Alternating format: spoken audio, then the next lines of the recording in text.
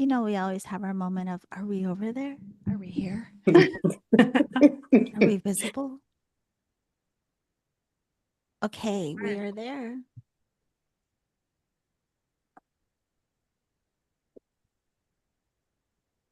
I think so. Yeah. Says we're streaming. Yes, we are streaming. All right. So happy Friday. Happy Friday. Happy Friday. Happy Yay. Friday. Yeah. I'm so glad that this is something we have to look forward to now. Our Friday night happy hours. It's a great way to end the busy, busy week. So we are going to be talking about today, just so everyone knows, building an energy-based practice. And that's from the level of our personal practice all the way into if we decide to share building a practice as a practitioner. But before we get into it, I want to check in with how you ladies have been doing this week. Last week, we talked about the Lionsgate portal. We're still in Leo season. So how was the week for you? Rena, how are you doing? I'm How are you good. feeling? Yeah, I'm good. I'm really happy to be here. So this is my fun adult time. Oh, yay. But yeah, it's been a little crazy. I was actually on a class with you last weekend, Yolanda. Yeah. So you got to see how a little peek into my window of how crazy it could be to find those little, blips of peace. Yeah. So yeah, so it's crazy, but I feel like I'm, experiencing everything for a reason right now. So yeah. Is it back to school week for the kids? Yes, which is for me really chaotic because the schedules are different, the locations are different. I have one kid out of district, so I'm driving a lot further from my house, and then one school I have to get there basically 45 minutes before she gets out in order to get a parking spot, so I don't have to park in the desert to walk across the street with her. How busy it gets. So it's just part of it right now. So I'm like, honey, well, honey, cheers to you for Friday night happy hour. Cheers. Truly. Kava and tea. Cheers. Cheers. Cheers. Cheers. Cheers. How about you, Lani? I think this is the first time you joined Happy Hour, so I'm very excited that you are here. Yeah. How was your week, my love? It's been intense. I'd have to agree with Rena. Very intense, but also very needed, like you said. Obstacles, but you're like, I knew this was coming. Let me just take a deep breath and get to it, So yeah, very, very busy, but just focusing on staying grounded and staying in alignment for those things that I need to see, Yes. Yeah. Oh, wow. I have to tell you, I'm not going to forget. I'm not going to forget. Okay. But it's funny that you both said intense because we did talk about last week how Leo season is supposed to be intense for all of us. But it's also revealing a lot to help us prepare for Virgo season that's going to get us clarifying and kind of whittling down to what's necessary, what isn't, how can we be more efficient, how can even our day-to-day make more sense, where do we need to reprioritize. So everybody take a breath. Cheers to happy Friday. Yes. How are you doing? How are you doing, Melinda? I'm good. I've been doing a day at a time in terms of just there's a lot going on. There's a lot of creative activity around me that I'm organizing in my studio and lots of people doing lots of things that I'm involved in. So I just make sure it's just a day at a time. I don't even know what today is, but I do. You know what I mean? But I'm here. I'm really happy to be here. And, in the morning, I just do my check-in with myself. I'm like, what day is it? What sign is the moon in today? I know what the sun is in. But, just like that, just little just constant check-ins, but also at the same time have no idea what day it is most of the time. It's so funny you say that because there was one day this week, I think it was Wednesday, where I kept thinking it was Tuesday. And I have alchemy circle Tuesday morning. So all day Wednesday, I was like, oh my God. I kept thinking I forgot the alchemy circle. And I was like, it's not, it must have been 3 or 4 times. I was like, why do I keep forgetting that today is not Tuesday? So that's the same. It's been intense. The summit interviews are wrapping up. I actually thought today was going to be one of the last ones, but that got rescheduled till next week. So Not done yet, but close. And right now I'm teaching Tuesday, Wednesday, Thursday, and Sunday. So yeah, just trying to get into the groove of that. So also feeling the intensity, ladies, Yeah, yeah. but yes, we're going to share about, what it's been like.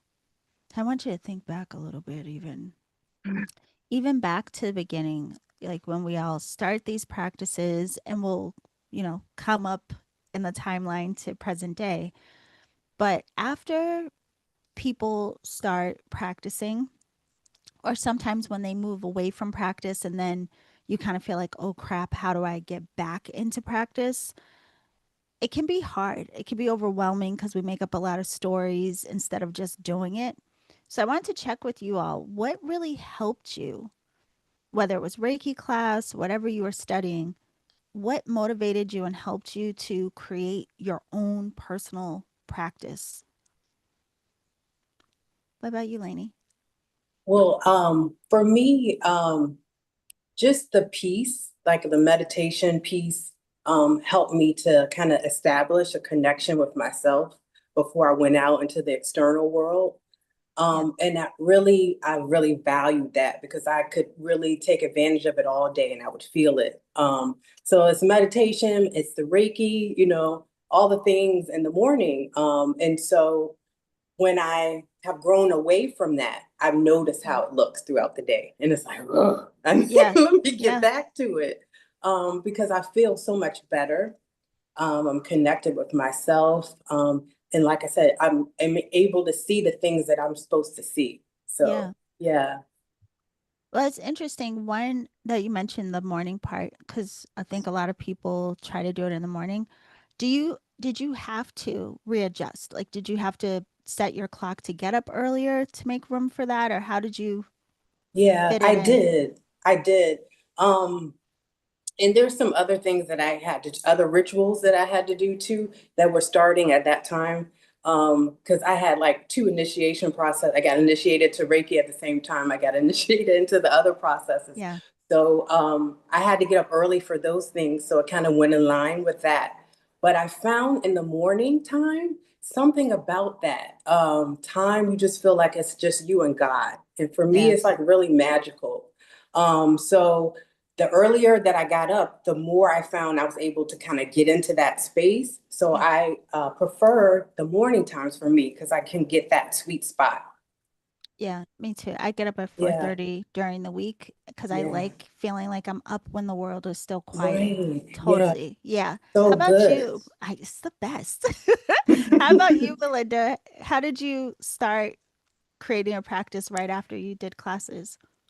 Right after I did classes, I kind of, it was fairly easy for me because I did have a meditation practice set up, which I will say, like, just before classes was something just guided me that I'm like, I'm gonna do this, even though it felt like energetically desperate. Mhm. In the, it felt there was at times when I was like, oh my God, I felt like I need this so bad. I'm clinging to this rock of my cushion. Um, but I just trusted that this was so important and this was leading me somewhere I needed to be. And I just needed to have that discipline. I like that discipline. It made me have a structure like to my life. For me to carve out time and space for me felt important. It didn't always feel great sitting on the cushion or whatever I was doing on the Right. chair. Yeah. But then when I started to, build in more, like when you say classes, like there was intuition class actually before Reiki for me. I did intuition classes, including yours, Yolanda. And all of a sudden, my meditations were very different. And I resonated more with this kind of intuitively led meditation, or even just like the way guided meditations are led in intuition classes. Like I was like, Yeah. oh, this is for me, I am in the woo zone. This is like, I don't know, before that I was trying to be I was doing it's like maybe very Zen kind of meditation, like beginner's mind, like reading the books, like trying to just breathe, and just like, but when I went into kind of the imaginative zone a little bit, but still with breath, and it started to just get juicier. And then when Reiki came in, it was the juiciest. So like, but I did have like a structure kind of set up. And I just knew, I was like, I know one day this will make sense, but I don't know how. I just trusted. I'm like, I'm going to do this. I have to show up for me. This is what I have to do. I love that you and Lainey both say this piece of needing to show up for yourself, which, I think a lot of us, once we actually do it, then it becomes something that we value. But for some people, it can be hard, or again, we'll make up stories and excuses of why we don't have time and all these kinds of things. But you both said something interesting about the motivation piece. Like for you, Melinda, part of what you said, it sounds like the awe that really kind of made it intriguing, to like, yeah, I'm going to go sit. Something interesting is going to happen. That's kind of what happened for me too. And then even with Lainey, you said something about the feeling, the difference in feeling, right? Mm-hmm. So I think that's really good to point out for people to recognize, like, what's the why? What is the motivation for you? Instead of just trying to make it like a checkbox on a to-do list, Yeah. like I have to make a practice. What is the benefit to you? What do you actually enjoy about it? Yeah. What about you, Rena? For me, it was my spirituality. So as soon as I had my spiritual shift in 2019, that gave me my drive to keep going forward and trying to connect and grow in any way that I could. So I keep showing up for myself in different ways, though. So my practice has definitely evolved. And there's been times that I like curse my yoga mat and I'm like, there's no way in hell, Yeah. And then there's other times that I'm like, okay, well, my meditation is going to be lying in bed at night and I'm going to do yoga nidra. So it's going to be a little different. So it's just, I kind of like feel through things, like what's coming up for me. And if I try to stay consistent with definitely like always having certain things in my practice that I feel is helping me stay connected. Yeah. I would say definitely when I first started, I was more focused on practicing Reiki on other people. I didn't really like self Reiki at first because I was like, Yeah. I don't feel anything, nothing's happening, like, but I had so much fun working on other people at first. Things have changed, but that was it. In the beginning, I just wanted to practice on other people, and it was the experience that I had that also kept me interested, because working on different people and even the same person at different times, I never knew what to expect. It's going to be something different every time. So it was just my curiosity that made me kind of diligent in my practice. And the same with meditation. When I first started meditating, I did a meditation class and I was blown away, like why my body was swaying involuntarily when I first started, and like the visuals and all of these things. I was just like, what in the heck is all of this? So initially it was the curiosity that motivated me. But then later, when stuff started to crack and my stuff started to come up for my healing, where I started becoming aware of, old stories and wounds and examining, well, why do I respond to this like this and all that? Then my motivation was just, I want to work through this because I don't want to have to do it again. So my motivation changed to like, look, whatever this crap is, I don't want to keep living in the same circle. Yes, it's the same pattern. So let me deal with this, sit with this, understand what this is so I can move on. Yeah. So how did things start to change for you all, like moving forward in your practice? Any differences, Lainey? Yeah, like I totally agree with what you said. When I first started Reiki, it was like, I know it's a bad example, but like the laying on in hands, people being slain in the spirit, it's like you're kind of like focused on that. Yep. And I think that what you're talking about, the healing, and we talked about it before, kind of the peeling of the onion, I think is a gift that Reiki gives you, because it's like a soothing balm while you peel the onion, because it's ugly. Yeah. Right? So it helps you kind of soothe yourself and go through those uncomfortable moments, which I have had a lot of uncomfortable moments recently. And my practice has helped me with that. It doesn't really stay the same. It kind of ebb and flows with whatever I'm dealing with, which is good. I like that. So again, it's the gift of the practice, you know, as long as you focus, I find for myself, as long as I focus on giving it my all and consistency, it definitely gives it back, you know? Right. So yeah, it's beautiful. I love that. Yeah. Yeah. And you just by saying that, you remind me of one of my teachers said one time, you'll only get as much out as you're willing to put in. Right. Yeah. Yeah. How about you, Melinda? Has it changed over time? Yes. I think it has to do with like just understanding more what energy is, or understanding how everything is somehow connected, understanding that I don't have to understand everything, but that I just got more and more experience and trust with whatever I was sensing. I started to have like the system, you know, of Reiki helped me understand, like, because in the beginning I remember going, oh my God, my head feels like, it's like so electric. It's crazy. It's like ungrounded. I don't know what's going on. It's like, and now when I look back, I'm like, yes, honey, you were understanding very well, and you were feeling, you know, because I was like, because it was me. I don't know. I was like doing a lot of self Reiki, and then little by little, I was like, oh yeah, I am. My brain is on fire. I'm overthinking. I'm in my mind. There has to be some kind of a harmonizing with my mind and my body. I have to, you know, I just started making, but trusting the discoveries that were coming up, you know, I was like, oh, okay, I know how to deal with this though. I'll just trust and keep going. But in the beginning, I just started to understand I was receiving messages, and they were for my highest and best. You know, even I understood visuals if I was on a guided journey and I went into a cave and, you know, I was seeing my child self. I mean, I have elaborate journeys, right? But I was like, oh my God, solutions were in there for me about boundaries, about life things I was going through.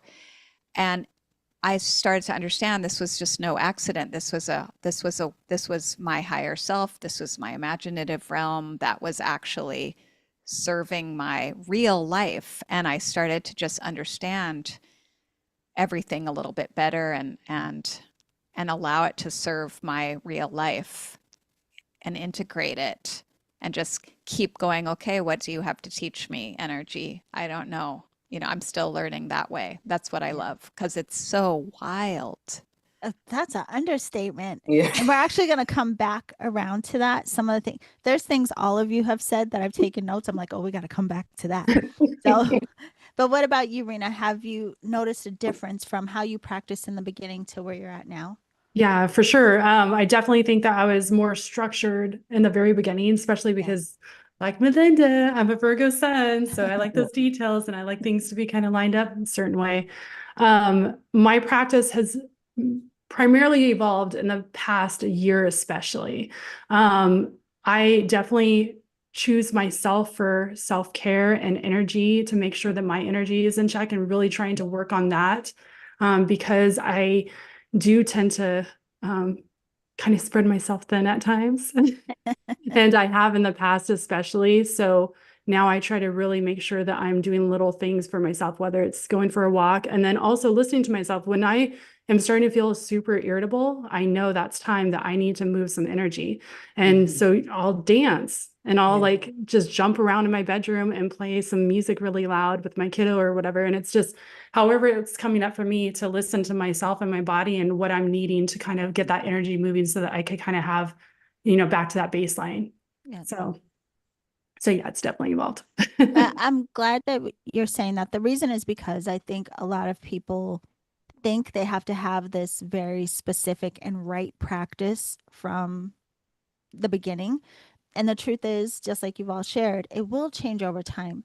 So, like, instead of overthinking it, like, really just let yourself go, be simple at first, you Yes. know?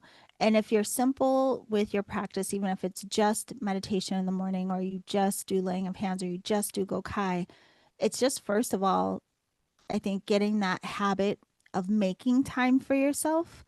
And then as you go, it will evolve and it will change. So just have fun with it. But one of the things you all bring up as well as a question, it's funny because I did a blog about it today, is does it work? So a lot of people question, you know, does Reiki work? Is it real? Is it effective? All of these different things. And just based on your experiences, what has shown you any aspect of it that works? So I want to preface this with, when I was writing the blog, what came to mind is, well, it depends on what your expectation is. Like, does it work for what? You know? Yeah. Yeah. So when you think about our practices and what all of this work does, what has it done for you that you could say it works for what? You know, what in particular stands out to you? Anything? Like, Rena's like, I got it. Go ahead, babe. Yeah, do you want me to go? Yeah. So I mean, I could think for all the different healing modalities, there's kind of different things I've picked from each of them that has kind of helped and been helpful. As far as the energy work goes, whether talking about sound baths or Reiki, I think that those are really powerful experiences for helping us really get into that brainwave state, whether it's theta or whatever, to help us kind of drop down, help us get into a relaxed mode, help us de-stress, help us get back into that healing portion that we all need. But then also, as far as being on the receiving end, I was going to say the most powerful Reiki session I've had before was actually a distant Reiki session. And for me, that was also saying a lot at the time, because I was thinking, like, that just, like, to me speaks volume of like the energy portion of it, and Yeah. just how powerful that is to be able to be states away from someone and be able to receive and have such a powerful experience. Yeah. And then as far as the meditations, I mean, that's like a whole nother thing too, because, you know, you have these amazing experiences and you're like, I want more of that. Like, you know, let me drop down again and see what comes through. And, you know, it's just, for a while, that part was a little, I don't want to say addictive, but like, I really hungered for that, because I really liked being able to be on the receiving end of feeling and experiencing, and just feeling like there's this, like, everything kind of went away. It was just that balance piece is the only thing I could kind of explain as. But yeah, so I think with all the different healing modalities, they bring such unique things, or blends of things that are helpful for us, both in mind, body, and spirit. And I say spirit because, you know, just that spiritual portion is so big to me, of like growing that connection. And, you know, when we do that, then that opens up our, you know, soul gifts, and getting into that, and then, you know, going from there. So, yeah. Yeah. Yeah. I'm glad you shared, because again, I think it's probably the better question is not just does it work, but how has it worked for you, or what have you noticed that it helps with in your personal experience, right? So even with what you're saying, I love with the Enkaku or having remote sessions. That sounds weird to people at first. It sounded weird to me at first. Luckily, but my family's 3,000 miles away, so I got a lot of practice with remote sessions when I first learned. Yeah. And what that taught me was really that whole interconnectedness. It was interesting to me. It was almost like this experience of remote viewing. At the same time, my mind was blown that we could feel each other and not be in the same physical location. So, yeah, I mean, I think it's effective for helping us understand what we are, like our Yeah. human function and what we're capable of. It starts to widen our perspective around the potential of what we are. Mhm. And the receiving end, I just wanted to point out with what you said, that's why it's important as well for all practitioners to know. Yes, practicing is great, but it's also as important to receive. Yeah. So do trades, book sessions with other people, whatever you got to do. Yeah. What about you, Lani? I was like, wow, so many things came to me. I was like, I don't know where to start. I just love Reiki because it's so giving in itself, but then because you can use it with other modalities too. So what came to me, I like to work with the symbols, and I've found that they have helped me so much, and have made me such a deep believer. Um, in terms of like, for example, like Seihiki, I've used that to help mend relationships in my family with my mom. So powerful. Like I'm getting Yeah. chill bumps. The long distance symbol. Because I had a situation where like me and my mom weren't really seeing eye to eye, but I still wanted to have that closeness with her. I wanted to use Reiki. I asked her, and she said, no, don't send me that. So I'm like, okay. So I'm trying to figure out how to work around that. And Spirit tells me to use a long distance symbol to send Reiki in the past to my grandmother with my mom inside her. And I'm like, really? But I did, and I started to see the difference. It has definitely made such a difference in my relationship with my mom. Just us, just being in the same room together, just sharing space is just even so much tremendously different. You know, Yeah. the things we talk about, the things that she's now open to share with me, it's just tremendous. And then just what we're doing now with Awakening Airwaves, I've had so many people in my family come and ask me what I'm doing. And that's got to be the Reiki because they were not like at one point asking. So I feel like the Reiki is like opening them up to ask about healing, which is also so good for my family. So for me, I mean, it works. There's no doubt in my mind that it works. But for me, on a personal level, it has helped me so tremendously with my personal relationships. So I know it works. I know it does. And then the fact that I can use it in other modalities, just, I love it. I can't. See, and that's a big one too, Lainey. No, Yeah. seriously, because a lot of times when people hear Reiki, they either think like, oh, you have a physical pain that you need to alleviate pain, or oh, there's just, stress, or I don't know. We have a lot of assumptions or boxes of what we Yeah. think it's for, but it can be used and help us with so many other things. So healing relationships, 100%. Listen, it has helped me with relationship energy too. Especially though, I would say some of it, it's because it mirrored back to me Yes. how I was perceiving things Mm-hmm. or Yeah. what it was that would trigger me. And then I was like, Yeah. okay, I used it to Right. help me soften and say, well, what is their point Mhm. of view maybe, or these kinds of things. So Yes. yeah, it's helped a lot with Yeah. relationship energy for me too. Yeah. Well, did you guys know that out there? Did you know that was possible? What about you, Melinda? What has been beneficial to you in working with these techniques? In terms of Reiki, it's been a softening of lots of, I think, old cynicism, attitudes, like just like generally just like I've just been allowing love to like just open my heart and just soften. Like I had habits that are in conditioned, I think, from family or from upbringing of like just being really quick and cynical sometimes, and just being able to look at everything that I know is constriction rather than expansion for myself Yeah. within me, and to like understand that that is underneath it, there's probably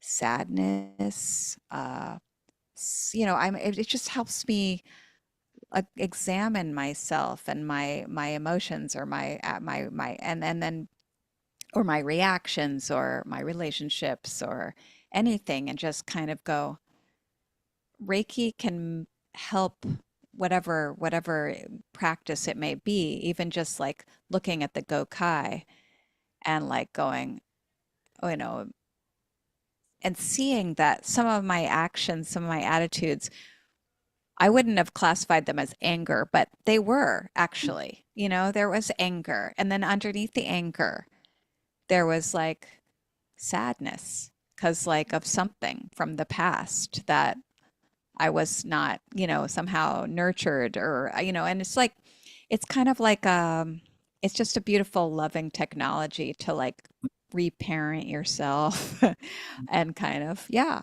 And so I see that and just like holding this understanding that I can feel a different way. Like it's like things are not, I used to feel like worry was etched in my bones, And I even went to a Reiki specialist. I read to before I got, Reiki classes. Before I went to someone and I asked, that was my intention. I'm like, I just want to find out is worry etched on my bones? Is this just my fate? Like, did I just come in here to have this and like really nothing I can do about it?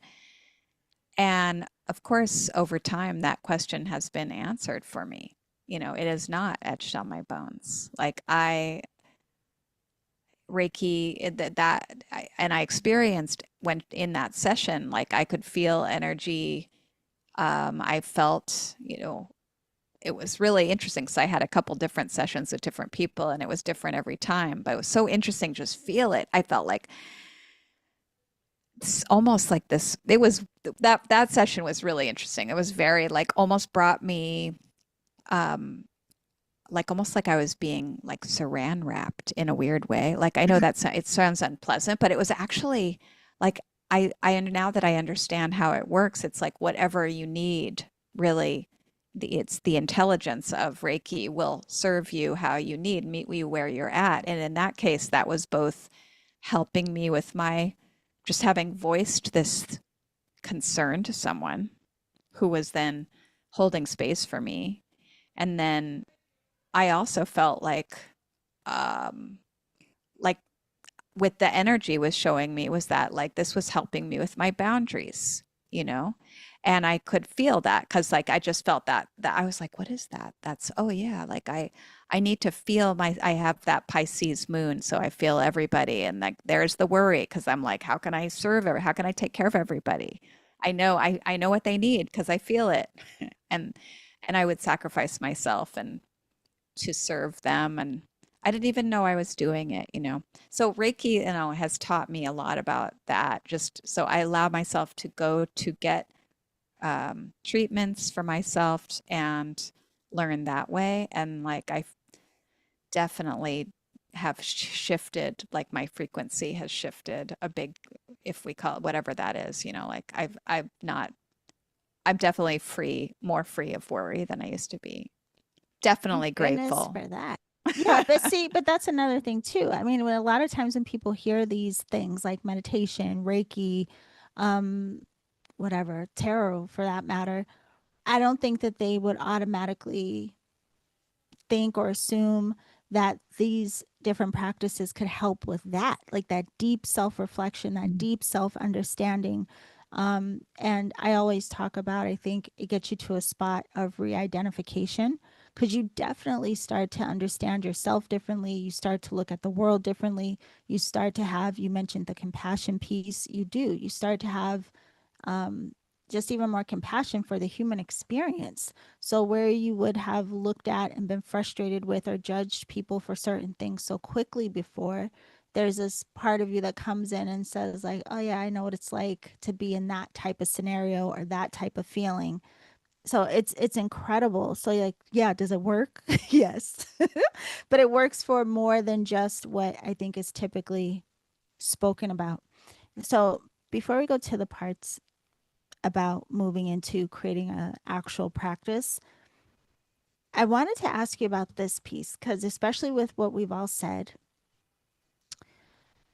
I'll say this first. When I first started practicing meditation and Reiki, I was in a really bad, I was experiencing anxiety. I was freaking out about what direction to go in my life. And that's how both of these modalities were recommended to me to help me with anxiety. So when I started both, they were amazing. Like I had never had experiences like this before. And part of me saying going to meditate every morning was because I was so in awe, is true. But also, when I was having a hard time, I was teetering this line of it being escapism. It was like running into like a cozy blanket of like, huh, just step out of reality for a moment and go into the space. So I wasn't necessarily going to just get clarity for direction. Sometimes I was going just to literally just like taking a shot of tequila or something. You know what I mean? Mhm. So I wanted to ask you all about that. Have you ever encountered experiences where you could see how these practices could become a form of escapism? Or have you witnessed or heard in any ways where people use these spiritual teachings to bypass the truth of what's going on with them? Have you ever noticed or seen or witnessed any of that?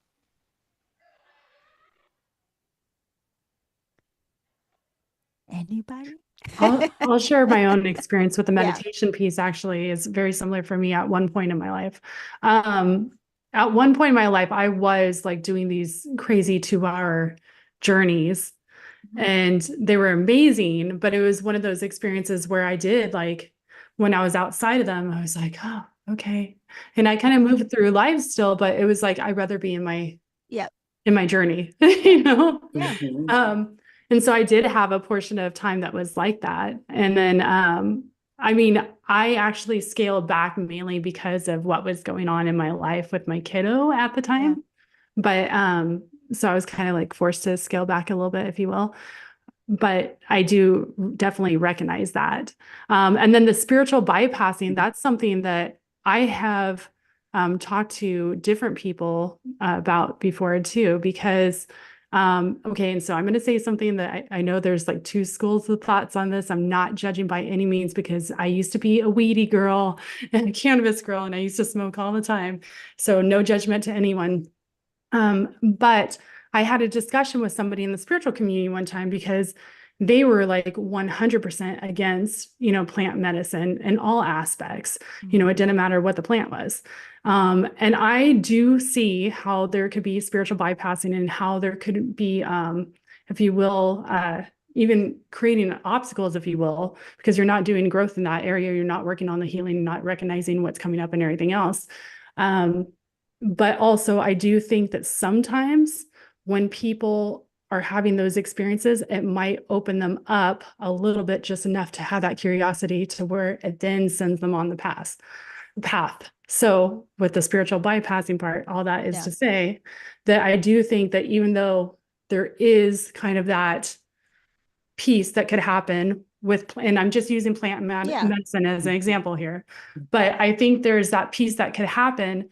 But also on the other end of that, it could also help that person that maybe they were too closed off because they were so stuck in the hamster wheel and not able to really expand out, that maybe it opens something just enough to where then they're curious and they're like, oh, okay, well, let me explore this. And they start going that direction. Yeah. Well, there's a couple of things you bring up. One, about the difference, like even what I was saying with the meditation, there is this interesting dance that comes up for some of us where we have experiences of the spirituality being very separate from our real life day to day. And so we will go over to that side of the fence because, oh, it feels so good. And then we come out of our practice and we're in regular life and we're like, this sucks. But that's just one of the things that is part of the experience for many people until you realize that the practice is supposed to blend into your everyday. So whatever you experience, like the state of mind that you have, the clarity that you have in your meditations, you're supposed to then practice having that same perspective, that same level of viewing, even when you're interacting with, your regular life, people in your life at the grocery store, whatever, right? And it's just one of those things we learn and we grow through. But also with what you're saying, Rena, um, yeah, with the plant medicine, yeah, there's so many different ideas and thoughts about it. But I also think it's one of those things, like you say, everybody's path is different. Yeah. That's one thing I think is important. Everybody's path is different. And I think anything excessively can put any of us in a state of imbalance, period. Like no matter what it is. But you remind me of there was a point in this and my little ego where I would see stuff online, like on social media. And, it would just be like when Reiki was getting really trendy and people would just post like all kind. I mean, still do, but they would post all kinds of stuff. And I would get so irritated. Like, that's not even right. Like, that's not even true. Like, what is this crap people are posting out here? Right. And then it made me realize, though, again, it doesn't really matter as much of where we start. We're going to go as deep as we want to go. So it made me think of like the very first teachers I had were very non-traditional. And I learned some things, but if I had stayed only with them, I wouldn't understand my practice the way that I do now. But that still got my foot in the door. And it was my interest that caused me to research and keep expanding. And I wanted to go learn the more traditional side and all this blah, blah, blah. But I wouldn't say the other ways were bad because they got me in the door. Do you see what I mean? Yeah. So it's interesting. You never know where something will take you, but you have to be aware of how you're functioning within your practice along the way. Yeah. Let's come in for you, Lani. Like I'm trying to like visualize what you're saying inside of the Reiki arena. And what keeps coming up for me is that even if, like, say I was going down that road where I was wanting to kind of escape, and using Reiki to do that, my practice, the Reiki is intelligent and it does bring an awareness, whether you want it or not. We were just talking about it. Yeah. So I do feel like what you were saying along the lines, even if you're thinking your perception is one way, the Reiki will have its way with you. Yes. And you will go where you need to go, you know? So yeah. It'll that have would its be way with you. You're right. You're just thinking, how did I get here? Yeah. Because that's where you're supposed to be. Yeah. Yeah. So. Yeah, no, it's so true. And what about you, Melinda?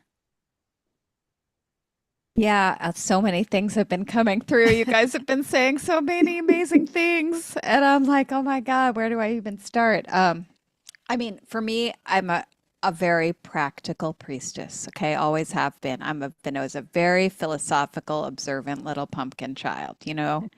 I grew up with a bunch of very self-aware, spiritual, humanist hippies, right?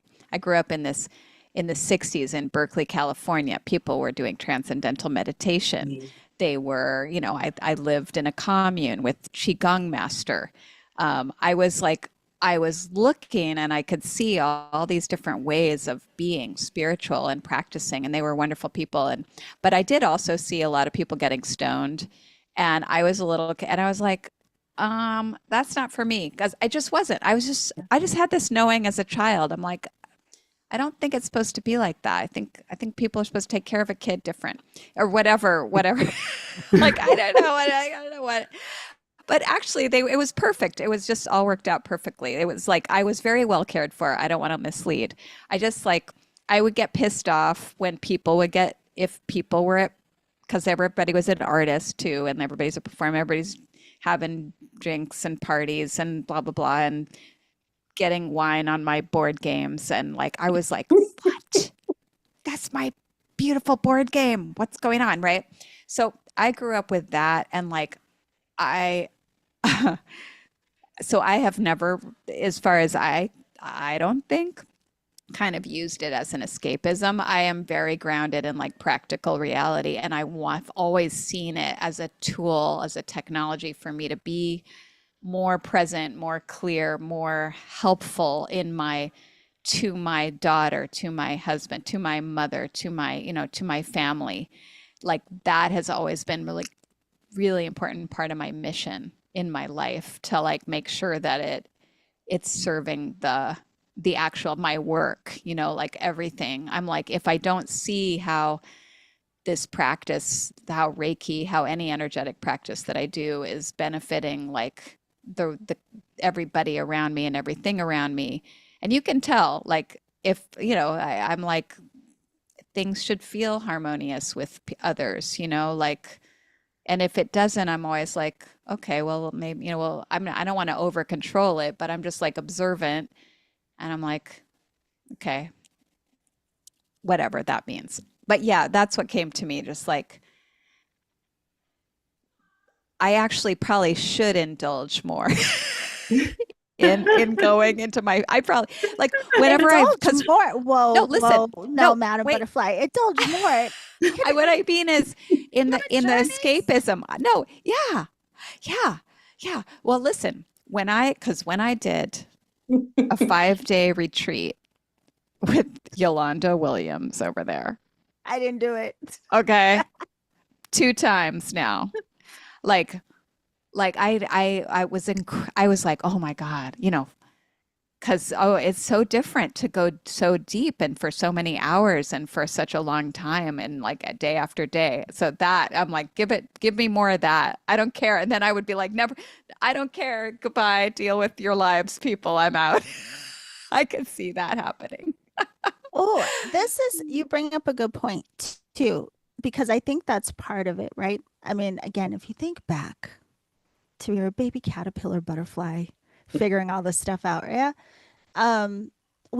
There's like this jolt of now all of a sudden you're working with this higher frequency of energy. And it's like mind blowing. Everything's amazing. You start to see things differently. Like there's just so many parts of this that are hard to put into words, but anyone listening, if you've gone through it, you know what we're talking about, right? And then there is that part though where it's like, oh, but I'm here in the world. And that integration piece of then how do I have the awareness that I have, maintain this mindfulness that I have, and still function. So a lot of what we've shared does sound like all of us have changed in some ways. We may have changed the way that we communicate or interact within our relationships and how we deal with things that maybe used to trigger us more than they do now, right? Mm-hmm. But when it comes to that, have you started to recognize more of your function? Like, are you hyper aware now of when you're not grounded? And what do you do to come down? And then are you really aware of when your buttons are pushed now?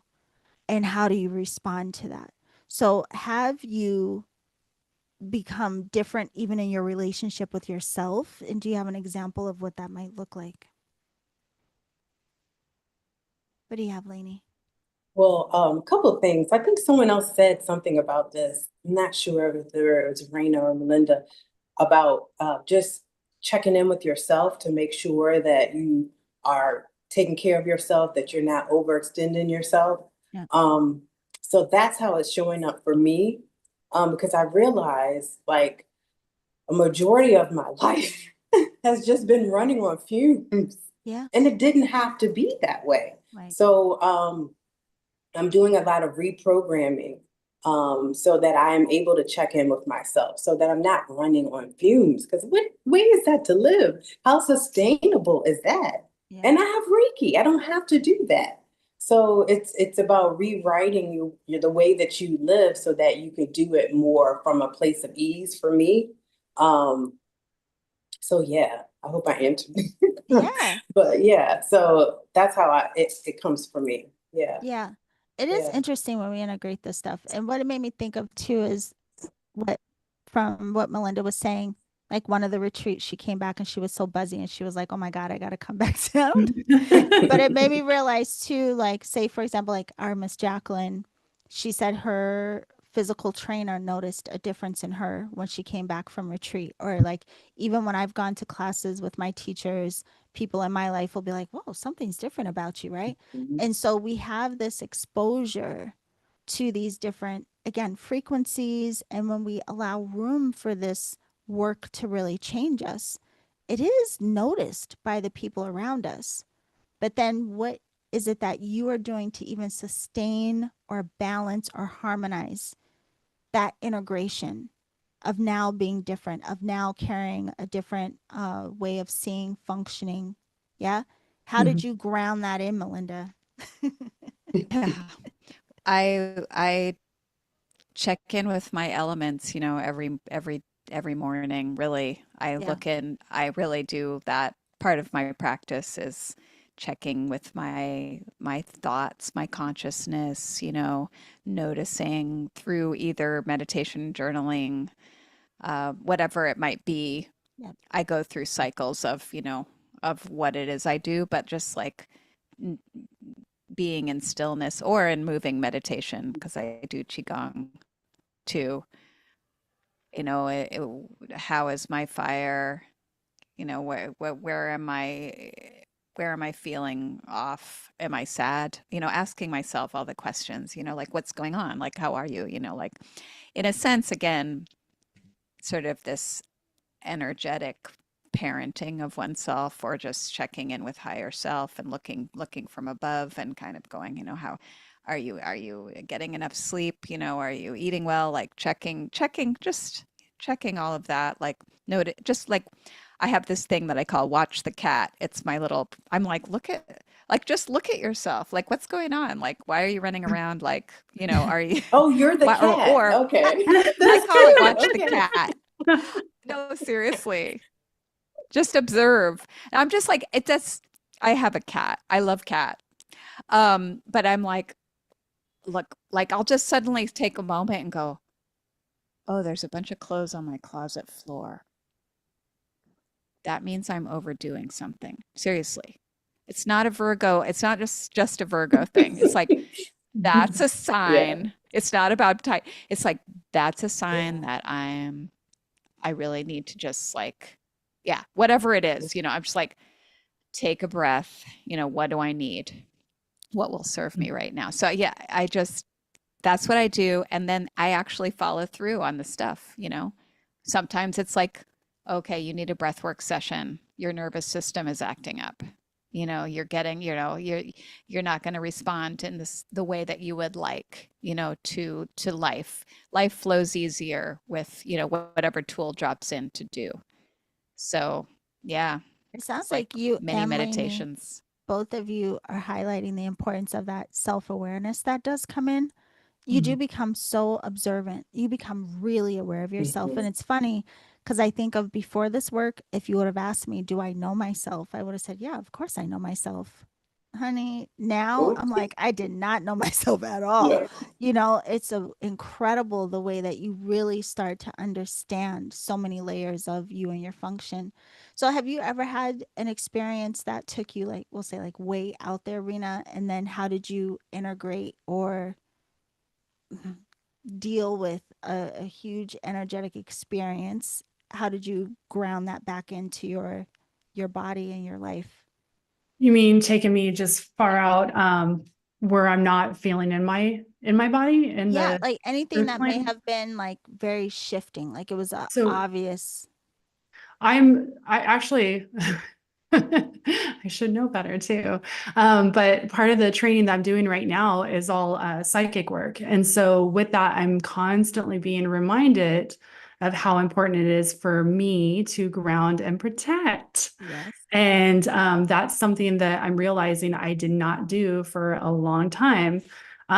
So that's part of it. Also, another part of that that goes with this, and this is more like housekeeping, and something that Melinda said made me think of it, but also because of what I've been doing for the last 2 days, because something happened recently, and I'm like, oh, it is time to go through the entire house. But I start feeling around in my environment, because I tend to, and I think you and I've talked about this years ago, Yolanda, but I tend to have like, I call them like energy tentacles. I'm constantly feeling myself just, going out, feeling the world. And it's like, I have to remind myself to like draw it in and make sure that I'm keeping my barrier up and protecting and everything else. And with that, I've been feeling that something's off in my home. And so the last 2 days I've been, when I should be sitting down, writing and sitting down and doing some work, I'm like, no, I gotta like clean. And I literally am just mopping, sweeping everything, going through smoke cleansing, energetically going through and doing my stuff. But just because I felt there was like a heaviness of energy. And it was really interesting because that came up in a read today with someone. And I was like, oh, wow, okay, this is definitely a thing that's going on right now. And what I was feeling is for sure, So all that is to say, as far as the grounding it in with what I'm doing now with the work, and because I'm spending so much time in what I call the ethers, but because I'm like, with my guides and doing different things, I'm reminding myself that it's time to like ground and actually feel, because I do definitely feel that disconnect, and I'll notice, and I'm like, I'm not connected where I need to.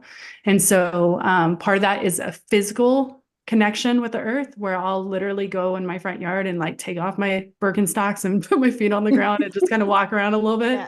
And then other times it's also just doing if I can't get outside because I have the kiddo and I'm doing something, I'll just take my breaths I need to, lean against the counter, and I, visualize and do my grounding and all that. But I just work in what I need to in the moment for what I'm feeling. When I'm feeling kind of like, I'll notice it, especially if I'm feeling scattered. If I'm like super like, la, la, la, I'm like, oh, yeah. I need I to love that reel because it back. it reminds us too that, you may have a ritual. Like I know Melinda is really good with her rituals that she has. I think Lainey has rituals too. So you may have certain things that are like ritual to you, but it's also important to remember to, at the same time, trust how you are being guided, because there are some days where you really will get an inclination to do a certain practice or to connect in, check in with yourself in a particular way. And I just want to say that because sometimes we get so rigid that we think like, oh no, but I'm supposed to be doing XYZ. Like, no, if you're intuitively being guided to break the routine or something else needs to be done instead, you really do want to trust that. You just brought up too, it would be interesting to talk to the three of you about guides. So I'm going to put that on the calendar for one of our happy hours to talk about working with guides and what your experiences have all been, because I know you all have them. All right. So this first hour, we did talk a lot about personal practice, but I wanted to make sure we also have some conversation about when you felt like, I want to share what I'm learning with other people. Did you have an immediate knowing of what that was going to look like? Were you confused about it? Did you have any imposter syndrome come up? Like, what was the experience with the initial, I want to share? What came up for you, Lainey? And for the people watching, you can chat in the chat box if you want. We're watching you. Go ahead, Lainey. Okay. Well, I think I was really, really excited about it, but I was still in the beginning a little shy about bringing it around my family.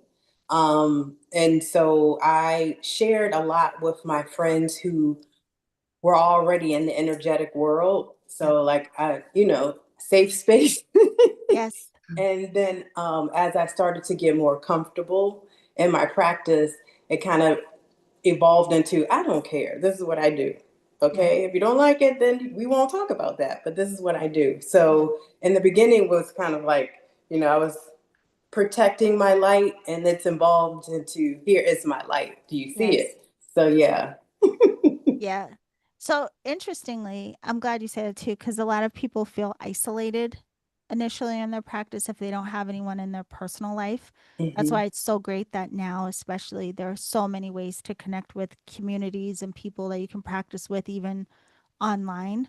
But do your due diligence and, use your discernment. If it doesn't feel right, then exit stage left. But there are plenty of options out there. Yeah. So did you practice a lot? Did you start going to like Reiki shares, or what did you do to help you? was really blessed because, well, first of all, when I started Reiki, I was not trying to have a practice like that. I was not trying to have a business. I was just doing it because I had a boss that was a powder keg and I was trying to keep him off of my butt. Yeah. So, Yeah. and keep my anxieties down. Yeah. So when I first started, that was my vision. But then I had to practice on a certain amount of people to be able to get my certificate and things like that. So I had a group of 4 women that were like, work on me, work on me. And I was like, are you serious? They were like, yes, come over to such and such's house on Friday. We'll all be there. She's going to bring her massage table because I didn't have a table. They brought their massage tables, all of their supplies, and like got themselves in order, like in formation. And I would work on them every week, like 4. Sometimes they would bring friends. And I really enjoyed it because, like you said, I got a feeling for all the different types of energies. It made me like curious, like, okay, so these are all women, but what does it feel like to work on a man? What is the man's energy like? You know, what is the kid's energy like? What is a plant and animal? So it just kind of fueled me to want to do more. My teacher, she really encouraged us to have a buddy. Like, so when we had class, we had a buddy, and that's someone that we would communicate with outside of class. We would set up where we would share Reiki and give feedback. So I had those kind of things built in for support, which really, really helped. Yeah. Really, really helped. Yeah. No, that's a really good one because again, a lot Yeah. of people they don't have anyone in their immediate life. So that can be so beneficial. And that's one of the things too I always tell people that are there's an insecurity sometimes with people at first of like, am I good enough? Is this Yes. gonna work? Is the person gonna like it and all the things? Nothing will help you feel more confident than practicing. So practice, practice. Yeah. What about you, Melinda? Even beyond, I just want to say this too, because even for myself, it was a personal practice at first. I had no intention of ever working with a single soul on this planet. And then it was just because of my experience, I got excited and wanted to experiment on my friends. Like, hey, can you come over? Can I put my hands on you? I want to see what's going to happen. Right. But for a lot of people, it is a personal thing, at least initially. What was your experience, Melinda, and how has it moved into being open to sharing with other people? It was the same in the sense of it was just for me. I wasn't, I didn't set out to do Reiki. It came to me like many people, and I just was open to it, but so it just like was like, okay, well, yeah, sure, I will. It was within the alchemy circle initially, when the pandemic started, and I joined your circle, and everybody was a Reiki practitioner except for me. I was not, Right. and but I was like, that's okay, because I feel like what I do with my dance is I'm a belly dancer, but I do it from a very like energetic perspective, and always have done it that way, and have noticed it was just fascinating to me to start to connect how energy was like, I was like starting to connect pieces of like, oh, that's why people's lives change, after when they start moving this way, oh, that's, I understand now what that these movements can bring up things in people. And I started to just be fascinated by that, like just because it's going to reflect back to me for my own dance work and movement practice stuff. And then it just kind of, and then I was like, sure, I'll join. Somebody was offering in the group, just like a class, and I was a guinea pig student, and I was like thrilled. And then I had the most incredible Enkaku experience, and then I was like, oh my God, like,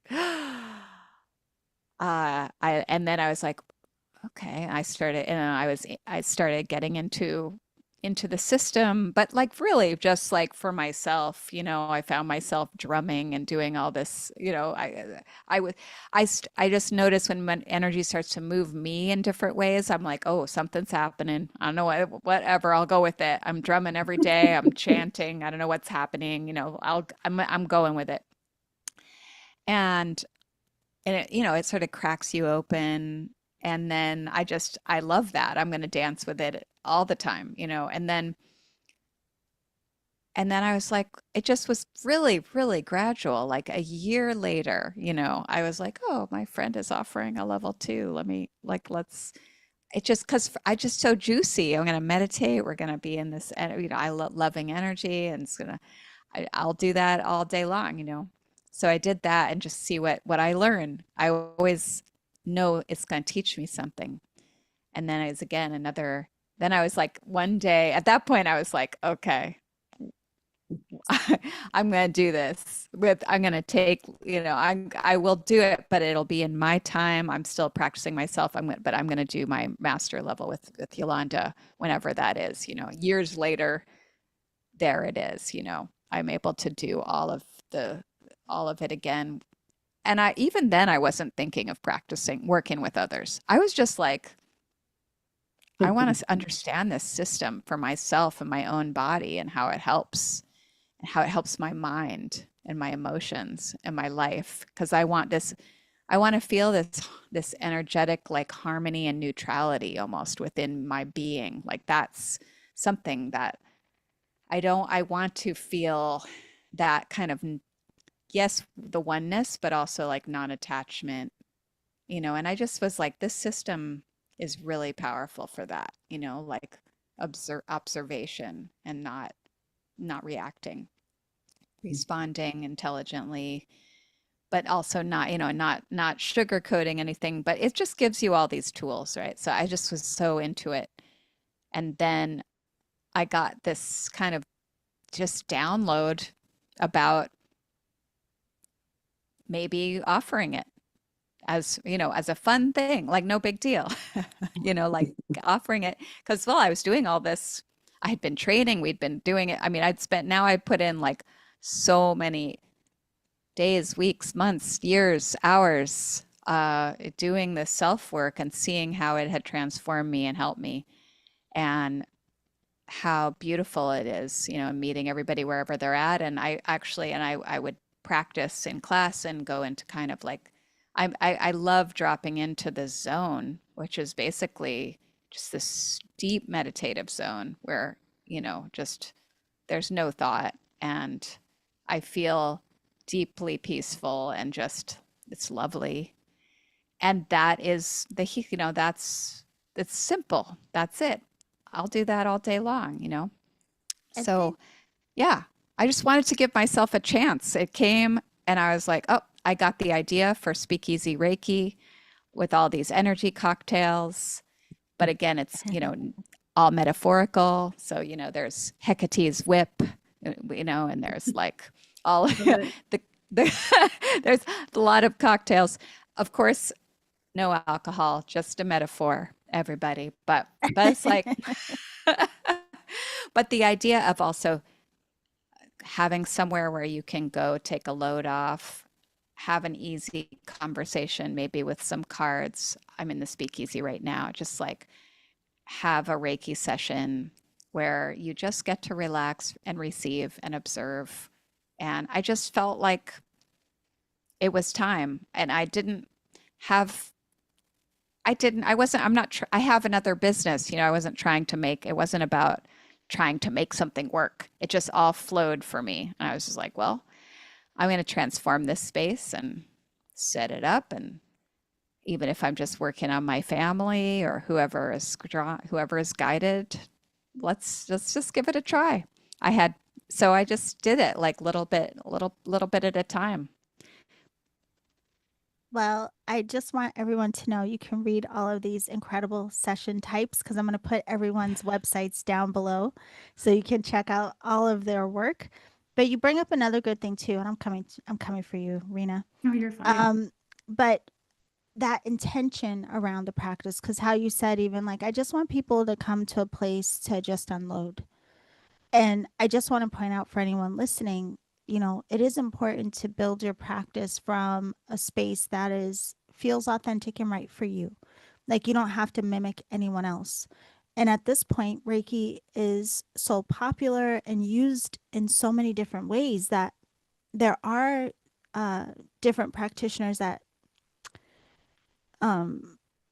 specify what they focus on, right? So, for example, I know some people do Reiki for people that are pregnant. There are certain people that want to focus on stress and anxiety. There are some people that want to focus on, I know, you know, Anna in the UK, she does a lot of stuff with moms and like them trying to balance their lives. She uses Reiki for that. That's what her business is focused on. But even you just saying like, oh, you just come take a load off at the speakeasy. Like, that's what I want to do, right? Whereas me, I found, and it took a while, it took years for me to realize what I really love to focus on are people who want to use this work for themselves. I mean, of course, I'll share with you how to work with other people, but primarily if you come to me, we're focusing on you, right? So it's important to recognize what you feel called to share with people and why, so that you feel very authentic in your work and what it is that you're providing. You feel a true resonance and connection to it. Yeah.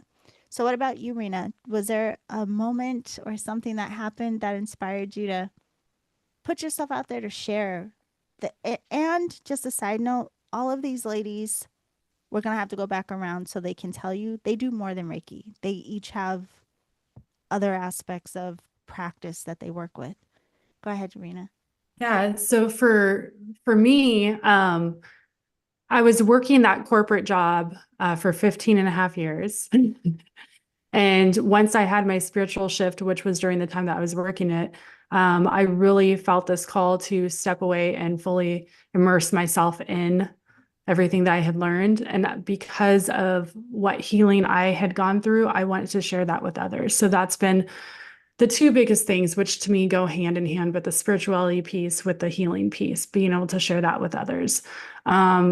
So that's how it's evolved for me to where, now I have my website and everything, is because I was like, well, I want to, be able to help others and share this and, be there when they have their, aha moments and everything else, or have these magical moments. And I always say, finding that magic within, because like, to me, that's the fun, exciting portion when you're going through the work and doing the healing work and everything, is when you start tapping into that inner wisdom and you start exploring that and you start having these, moments of magic. And so, yeah. I love, love, love that. And again, it's like, what does, for anyone listening too, like, what about this makes you, that just like lights you up? Not just that you want to share, but why? And Yeah. again, from what we were talking about in the beginning, when you think about, does this work? What have you been shown personally in terms of how this work has worked for you? Or like Lainey says, how Reiki has worked you itself, right?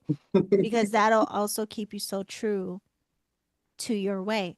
So coming back around to you, Lainey, you are our crystal priestess. Let me tell you something. I've seen a lot of crystal grids, okay? And I will never forget the first time I saw a presentation that you did and how you did the grid work, even on top of the Reiki symbols, and you did it on top of like the flower of life and Metatron's cube and all of these different things you were doing. Could you talk a little bit about that? How you work with, how did you even recognize this blend of what you enjoyed and making like your Reiki practice unique in that way? Yeah. Well, I think the crystals came first, which is kind of like, what? Yeah, people are like, what? But the crystals came first. I had always a work story, but I was working in the building department. And for any of those who know about that, that's a whole nother animal. And I had a boss he was a nice guy, but he would just come in and he would just lay his stuff out on me, like all of his issues. And then he would get up and say, oh, I feel so much better now. Oh, And he would go off to his office. I'm like, oh my God. Like, and he would do this daily. And I'm like, I need this guy to stop. Like, didn't know how to tell him, like, stop unloading on me, like, without, So there was a crystal shop in the area, and I was led to go there. And I told the guy, that the shop owner, what I was experiencing. He was like, okay, I have just the thing for you. He's like, you need black tourmaline, and then you need a clear crystal point. He was like, what you do, he said, you're going to point the clear crystal point at the black tourmaline, and you put it in an area where your boss is when he comes in, and it'll reflect all of the negative things that he tries to lay down. And I was like, okay. So I tried it, and it worked. I was hooked from that day on.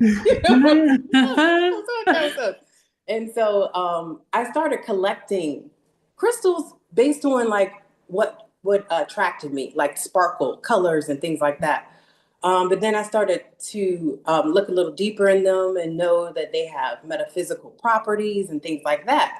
And then I picked up the Reiki. I started learning Reiki, and then I learned how I could use both of them together. I was like, oh, wow, okay. So started learning more about the metaphysical properties of Reiki, and how I could use it with crystals and their metaphysical properties, and how I could use it in long distance treatment.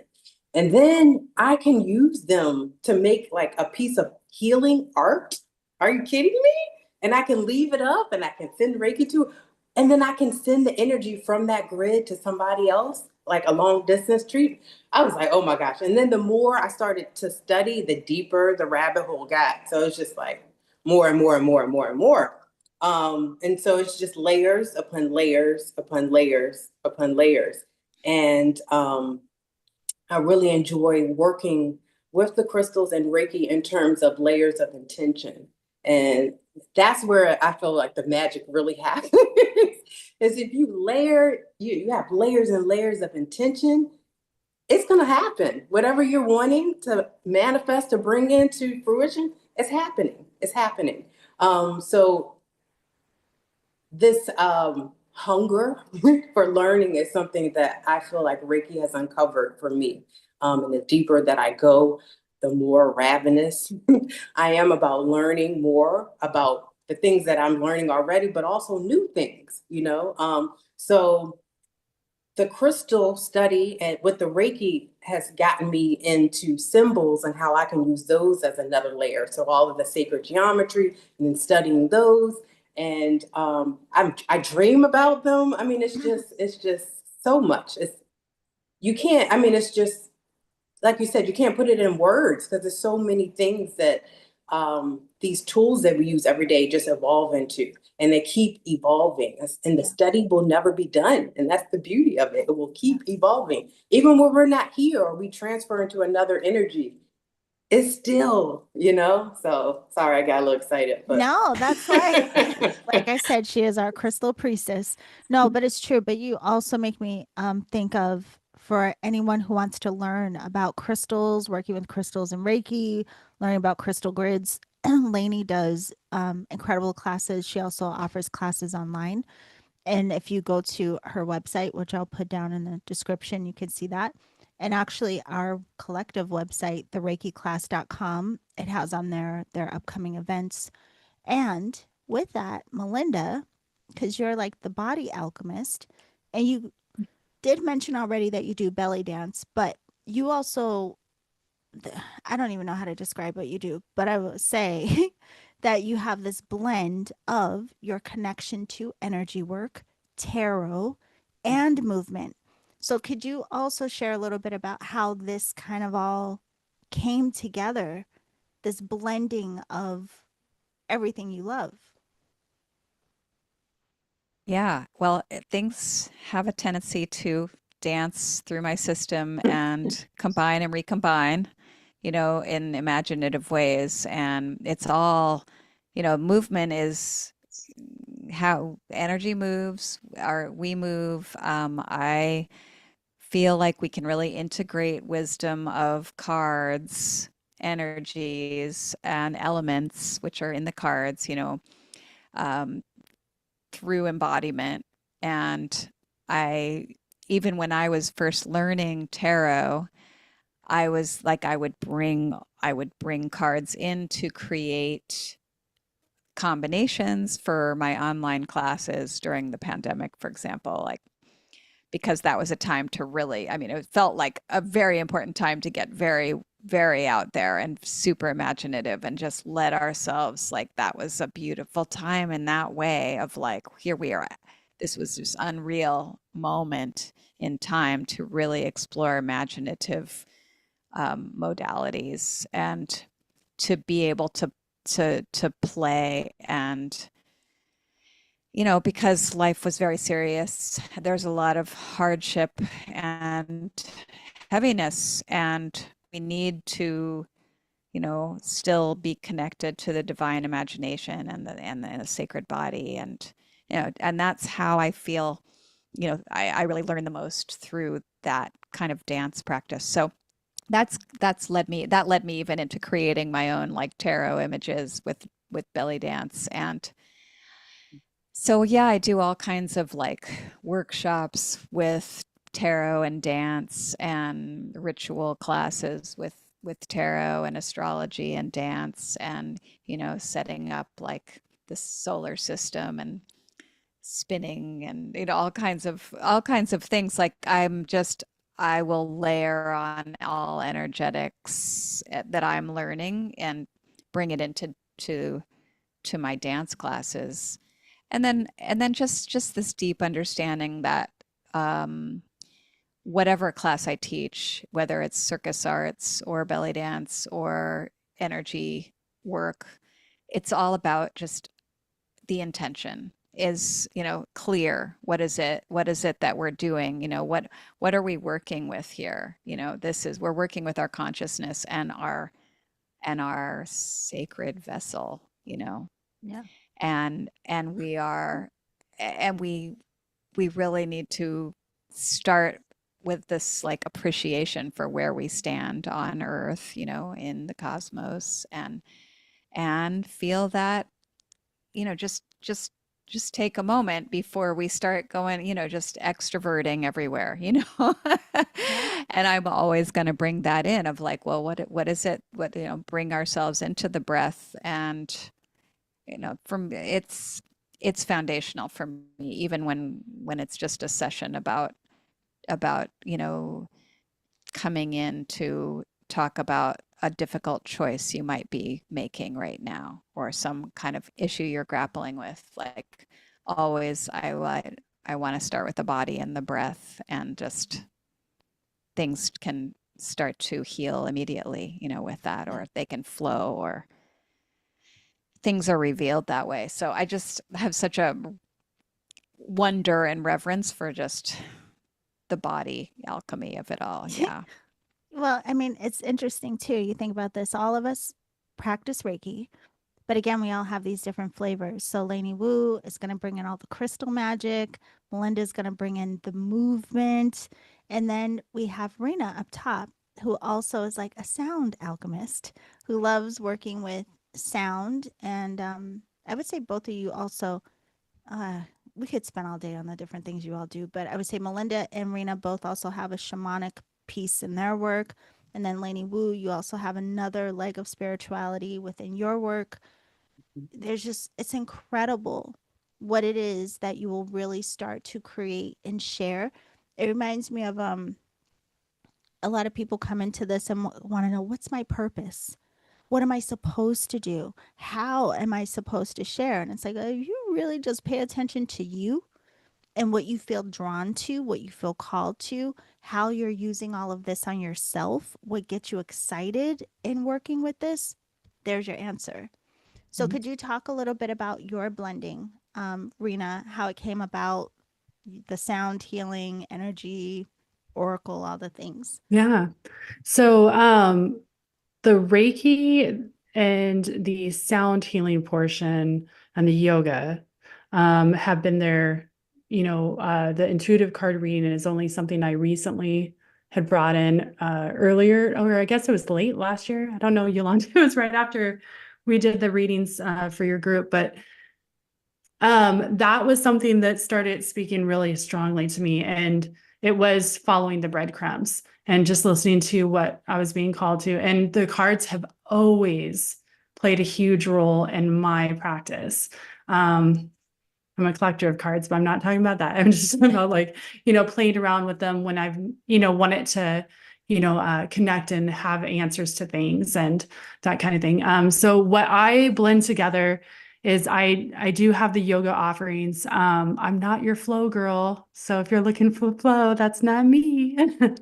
But I love yin and I love restorative and I love working with people and where their body is now and just helping them with however it's speaking to them for what could help support them in movement. And then I like to add some gentle yoga at the beginning when I do sound journeys. And so I have a sacred sound tent where I do these events. And those have also evolved too, because in the beginning it was just doing sound in there and then occasionally having some ritual things with my girlfriends and stuff. And then that evolved to, I was feeling like I needed the self-care piece. I was still working my job and I started doing herbal foot baths. And I was like, I'm going to do these for other people. And so I have a big mother bowl and I have the liner and everything. And I do herbal foot baths. And that's more of like a one-on-one or a couples experience that I offer. So I do have those and I will travel to you. And then I also do the distant Reiki tied in with the intuitive card readings. And the intuitive card readings, I want to kind of just share a little bit because I do have some different types of flavors, if you will, for what you could choose. But one of the ones, and Melinda, when you were talking about the drinks, it made me think of it. But one of the ones I have on there that is an offering that I have because I am a huge practical magic fan. I don't know if anybody knows that movie, but huge fan. And so I wanted to have something that kind of represented me and was playful as far as the storyline of that movie. And so I have a Midnight Margaritas. If you know the movie, it's all about the truth serum of the Midnight Margaritas. And so I have this, intuitive card reading package that I offer through that comes with journal prompts and everything. And I really enjoy doing those for people too, because it's tapping into kind of your inner magic. And again, working with, where are your strengths? Where are these different things that you could explore? Where are your gifts kind of leading you and, kind of focusing on that. So that's really fun too. Yeah, So. I love hearing, again, all of you sharing. I hope that people are really picking up. Do you see how unique this could be to you? And it really is, again, it's not something that you have to overthink, but more so just observe. What do you feel called to? And even in your process of healing, what have been some of the main points of focus and what really supports you in this work? That's always the key. That's always the answer of like, well, I want to share. What should I share? You should share what you know, and you know what you've been through. You know what it is you feel personally called to and what stands out to you. One of the things I want to say about Rena, because again, a lot of people get nervous about, am I going to be good enough? Is it going to da da da? I was so impressed with when she decided that she wanted to offer readings. I don't know how this came up, but we had a conversation and essentially it turned into her saying, can I offer free readings to your community? I was like, what? Yeah, free readings. But it was her way of putting herself out there, moving beyond fear. On the side, she was also practicing, And so I sent out an email and she got to do some readings with people that she didn't know. And so sometimes you have to be willing to put yourself out there. So I wanted to talk to you all about that as well, because in this work, you have options of working in, say, promoting yourself locally. But now we also have, in this work, you can work with people no matter where they are in the world, right? So did you start off local? Do you have a preference? What did you feel called to, Lani? I started off local because I started off small. So I started off with the people, working with the people that were peers and my Reiki teacher, but I also worked with other people in my spiritual community that were already working in energy work. locally, and this is before COVID, and Yeah. that's something I was thinking about today in my meditation, just how different life is, the Reiki life, because before, like, I would be mobile and I would carry that big massage table. I remember, like, one time I had to carry it up 2 flights of stairs, Oh and my like, gosh. I can't do that. I can't do it now. I'm like, yeah, I'm gonna long distance. Yeah. So I think a lot of things have changed, but when I started, that was the norm for me, you know? And to have like a physical Reiki circle where we would go and travel, get in your car, travel, and have to, bring water and supplies and things like that. So that's kind of how I started off. But I think that the impact of COVID just kind of propelled me into virtual land. And I really haven't come back. I mean, like, I deal with local still, but Yeah. it's still virtually. And I give thanks for the pandemic for like propelling me into that, because I don't know if I would have been so deeply immersed, if I would allow myself to be so deeply immersed, if I wasn't shoved into it Yeah. by circumstance. But yeah, it started off local, and then it kind of went, because of circumstances, virtual, but still not losing the local component, but just virtual Yeah. primarily. Yeah. It is interesting too that all of these things, what we're saying, they all evolve, right? Yeah. Everything on your path may evolve. So don't be hard on yourself. Just start. But Yes. yeah, well, I mean, I just wanted to practice on my friends. Like I said, Yes. this work for me was for me. And when I wanted to practice on my friends, it wasn't because I wanted to be a practitioner. I was just curious. But then they started referring people to me. And then after, practicing on people and people that they referred, then I started being asked if I would teach classes. So for me, it just kept evolving because people kept asking me to do stuff. And then I decided to do a podcast because back then in 2013, there were blogs and things, but I didn't hear many people talking about the full spectrum of what it's like to do healing work. And so I wanted to do a podcast and talk about even like the dark night of the soul that I was going through at the time, so that no one who may have been going through something similar didn't think they were doing this wrong, that we could all just have open dialogue like what we're doing right now. And then um, it took a while before I knew anyone was listening, but at some point, I will never forget, I still talk to this woman to this day. This one woman who was listening to the podcast, she reached out to me one time and was like, "Hey, do you teach classes online?" And I was like, "No, but I can." And I was like, "What do you want?" And she wanted me I to like teach an that. Oracle class. Yeah. And that was the first online class I taught. And it was just because someone asked me would I do it. So for me, it's just been like a following the breadcrumbs. But similar to you, Lainey, mine was very much, my practice was in person because it was all word of mouth. And then I have to say caveat, and I said yes. Even when I was nervous, I said yes. And then with the podcast, that's where the online classes and this type of thing started to develop. But even prior to the pandemic, I had already started doing half and half, like half online, half in person. But then during that time period, 2020, I was bouncing back and forth between DC and California. So then I went completely online. And then since, yeah, Yeah. I haven't gone back. So now you can Yeah. come to see me for Reiki classes, but outside of that, I work with people online. Yeah. How about you, Melinda? Well, you had to do stuff in person, but what prompted you to then start doing online? And even not just with your Reiki practice, because you have a business, you have a circus school, belly dance school. How did you start that? And what was like the drive? Were you How nervous? did I start? Which part? Just even opening the school. I mean, Opening my school. that's a big Oh, deal. yeah. Oh, well, Yeah. yeah. Well, I had already been teaching,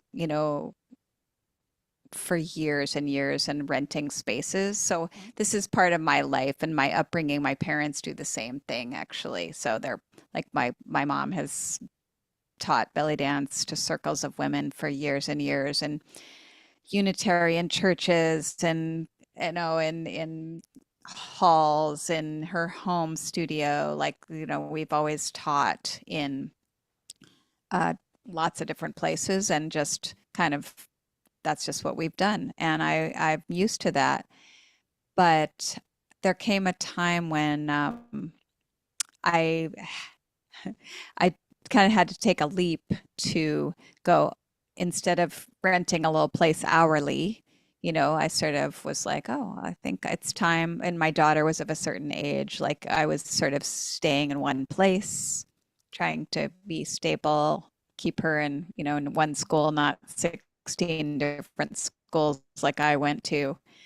Keep her in one community, kind of. And it was just the time and the opportunity, and the idea came to try to do that with my husband, who's a circus artist also. And yeah, so we found our space, and I was ready to commit to showing up, and not traveling and touring, because I've toured with circus and dance all around the world, and it's really fun, frankly, to tour and be everywhere, and like do shows everywhere. But it was time to sort of stay in one place. So it was just meeting the need of the moment, but it also felt fun, and it was time to share, what all of that I'd learned out in the world, in my space, Moody Street Circus. So yeah, and I had this example luckily from my life, was already creative artists, right? I already was into the gig economy. This was normal for me. I was an academic for a while, but I was never like a corporate person. I never had, my family never made, their hippies. As I said, we've always been about art and creativity, and making these kind of, But can I ask you something, Melinda? Mhm. Because you are a performer, just in case I wanted to get, like, she's performed all around the world, and that's very much in person, in your face. Was it hard for you to then transition? Because just in case you're curious too, you can do belly dance classes with her online on top of work with her energetically, remotely. Was it hard for you to move into the online space? And how did you do that? But before you say, I just want to tell you, someone named Mish said good day from Australia. And I just now saw the chat, so I didn't know, but something you said they thought was amazing. So hello to Mish. Hey, hello Mish, to thank John you. from London. Hello to Oh my Yvonne from God. DC. Hi, everybody. Hello, everyone. Yeah. Okay. So was it hard for you moving online? Well, I did, like most people, move online with the pandemic in a lot of ways. It felt very comfortable for me to move online and to create community there. And I already had the local community, and suddenly everybody, I just knew we were gonna, at one point, I had my local community. We gathered every morning and every night for core work exercises during the darkest times. We made up so much creative things. So I just knew the power of community online was very powerful and very important, and really healing to be able to be together there, not at all distant, not just very personal, very, very real. And doing that was actually really important, to hold space there as well as, in a physical location. So I love doing online work, and it was for me, it was just fun, and even more imaginative than I could be, even, and sort of, it has an intimacy to it. And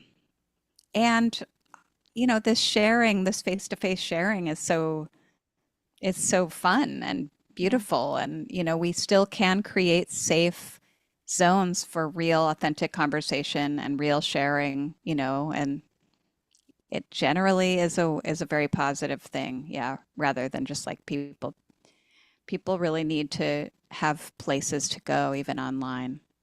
Well, I agree. So, well, both of you know, Rena knows. I met Lainey after all of this time, but at the start of 2020, that's when I started the Alchemy Circle. And it actually just started out as an invitation saying, hey, you guys want to meet for Reiki every morning? It wasn't even Alchemy Circle. It was just, I think I called it Reiki May. And I was like, do you want to meet me online every morning, every day for the entire month of May? And we're going to just do Reiki every morning together. And we had such a good time. And it was nice being in community when we couldn't do it in person. And that's how the Alchemy Circle came to be. And then fast forward to last year. So 4 years later, I finally got to meet some of the alchemists in person.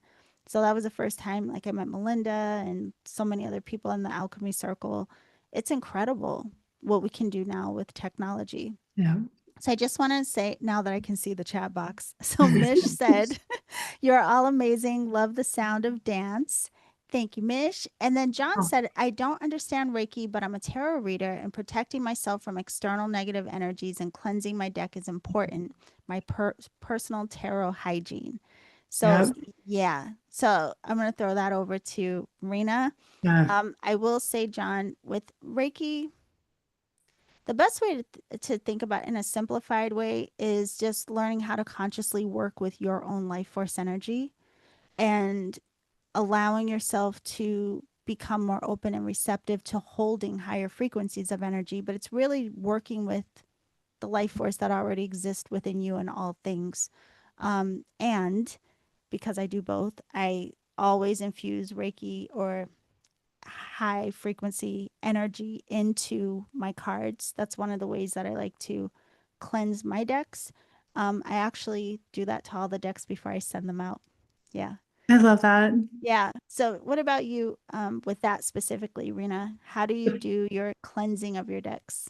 So with my decks, I specifically use a selenite block that I have. And then I also use my own personal energy with infusing into the deck. And then when I do reads, that's also a process because I have a very specific process that I go through. Not when I do reads for myself so much, but when I'm working with others, because I think that is extremely important to protect your energy. Yeah. I was mentioning earlier on this, but I physically cleaned my environment in my home and went through there because that also can make a difference when you're working with others because you can pick up those energies and actually bring it into your home unintentionally when you're working online with people. So making sure that you're just practicing that good spiritual hygiene, energetic hygiene in Yeah. your physical environment with your decks, with your own physical being, and then with your own spiritual being. And then, yeah, and working with that too, even in like getting in the shower is like another way. So working with the water is one thing that I really like to do as well. So yeah, in the very beginning, how I did my reads is a little different than how I do them now, but when Yolanda with your group last year, when I was doing reads for everyone, I would take a shower each time. Oh my God. So I had like a whole process that I was doing. I don't do that now, but yeah, I had like a whole process I was going through. Now I could kind of feel my way through like what I'm needing, and I do that and Yeah. make sure that I'm grounding and then doing my protection and Yeah. all that. So Honey, you couldn't do that in California with our drought. you guys Wow. are I'm going glad you found another way. Yeah. to But I want to say, John, you're more than welcome to comment. Thank you for commenting. Thank you for being here. Um, you made me think of something that you said, Rena, and I just forgot. Ooh, crap. Now I forgot. But in other news, one of the things I wanted to make sure to ask you all too, because we only have like 15 minutes left before we go.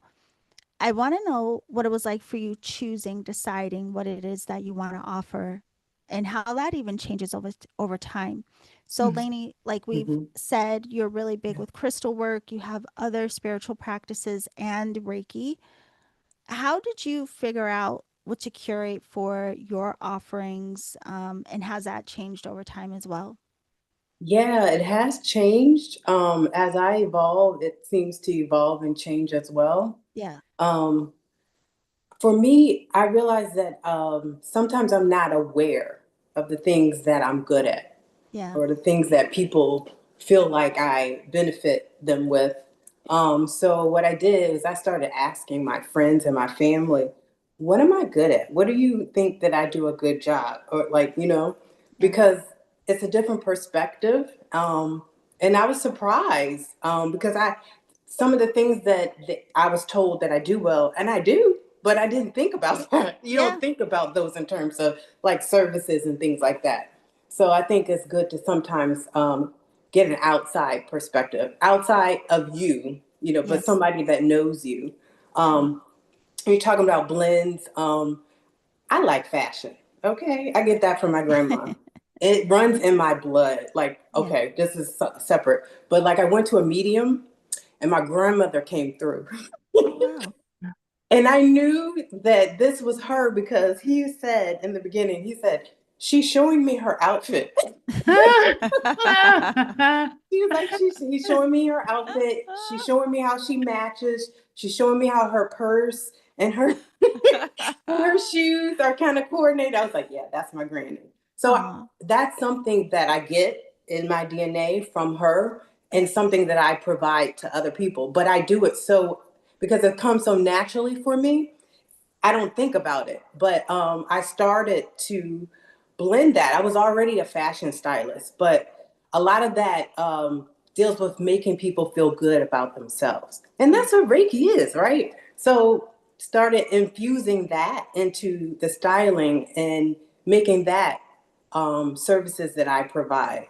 And so a lot of the things that I provide have come or evolved like that. It's Yes. something that I just did because I liked it. I had a good time doing it. But people are like, no, you need to really offer that to people on a large scale and you need to get paid for it, for your services. Yes. And it made me think, gave me pause, and then I started to kind of like formulate the plan of how to do it. Yeah. So, yeah. Oh, I love that. And it's a big thing a lot of people struggle with. I listen, when I first started, I started out with just Reiki sessions because that's all I was doing. But no matter what we start with, it can open a can of worms and then you're down the rabbit hole. So then when I took intuitive and psychic development, then I added those sessions. Then I took Akashic Records, I added those sessions. Then I mean, listen, I took all the Yeah. classes and I had it all. It was too much. So then I had to dwindle down to just like, what do I actually enjoy? What do I enjoy? And again, kind of clarifying what I like holding space for, how I want to work with people, and then which tools I have that can really do that the best. But honey, it looked like a buffet on my site at first because I was just like, I'll give you everything. Yeah, how to get that down. How about you, Melindy? How did you decide how to curate what you offer? Because you have a lot of different talents in the world that you come from.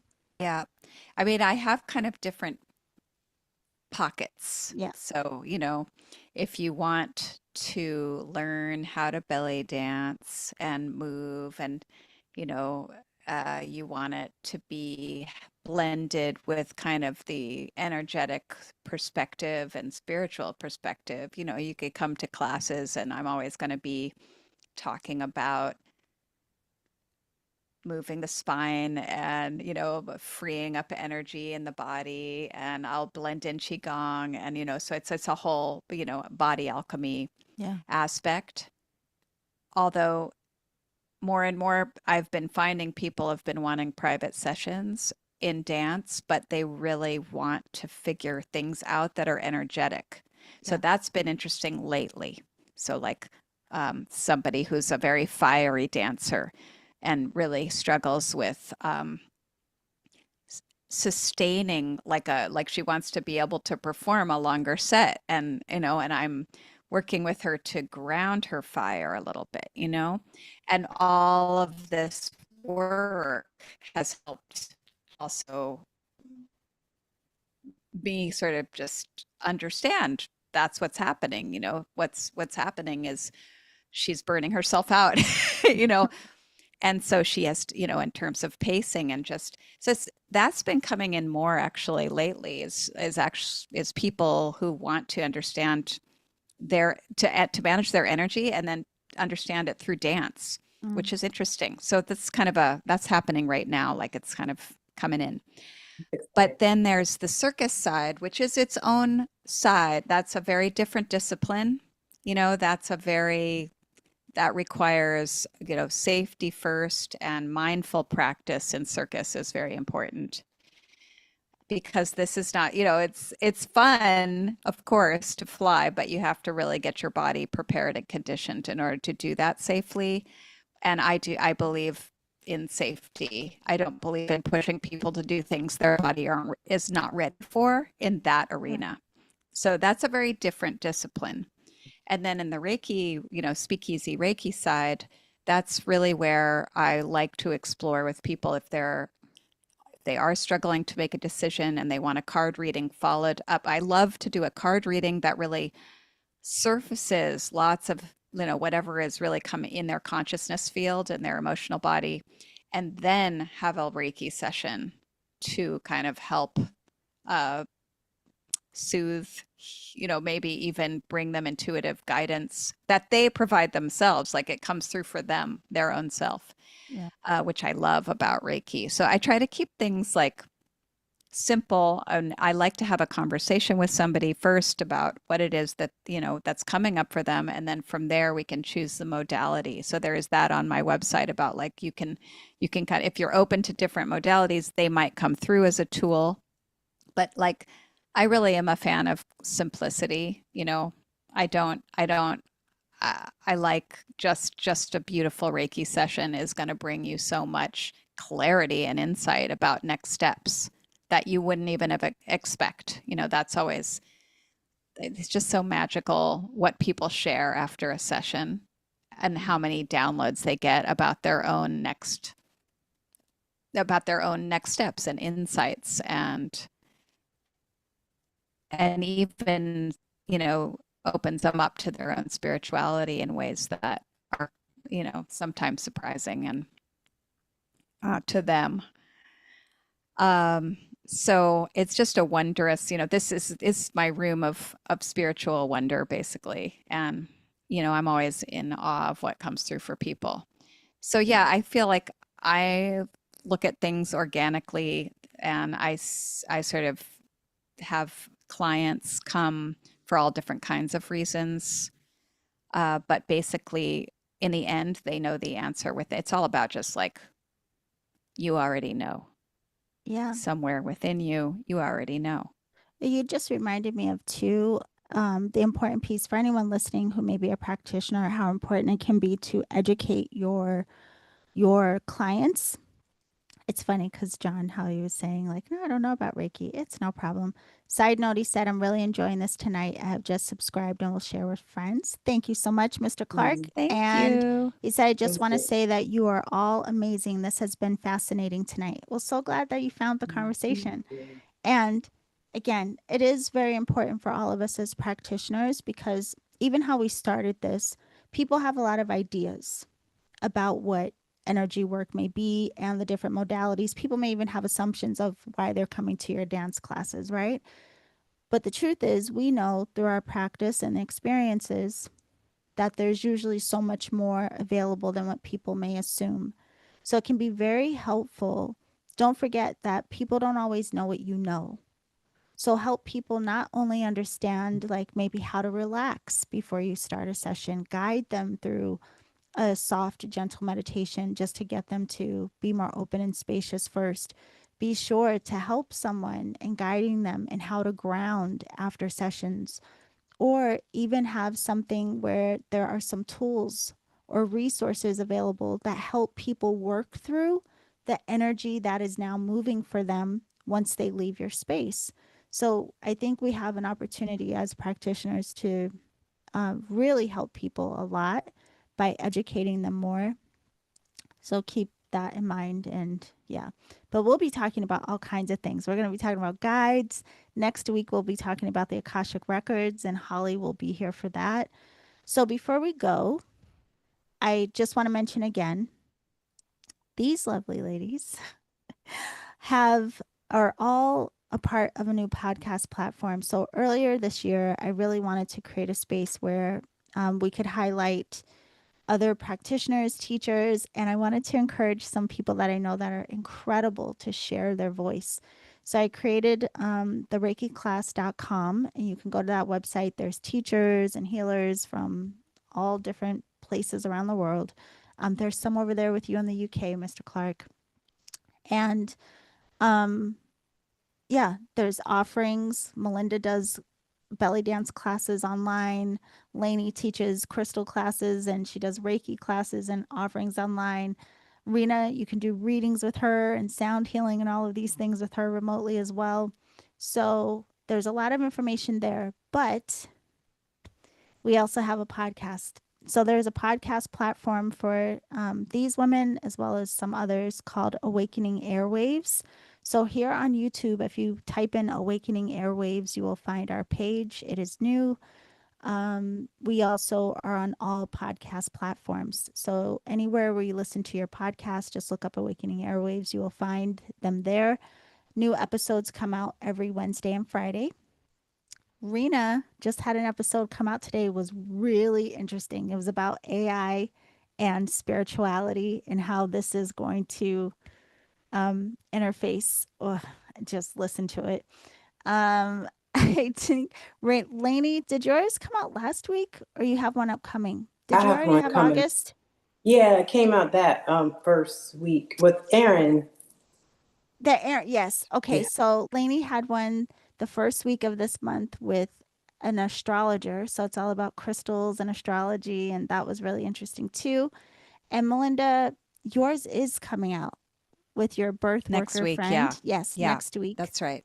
Mhm. Yeah, so go to Awakening Airwaves. You can hear all of the, let's see, is the link in the description and channel? I will put it there after, John. So what happens with the lives is even when I put a description, it disappears until, yeah. So if you wait a couple of minutes, once we log out of here, I'll have all of the information in the description. Yeah. So I want to thank everyone for joining us tonight. I want to thank you ladies for joining me for happy hour again. Can you just tell everyone though, since we're here wrapping up, where can we find you, Rena? What's your website and how to find you on Instagram? Yeah, my website is Soleil to Moon, and that's Soleil, SOLEIL-TO-moon.com.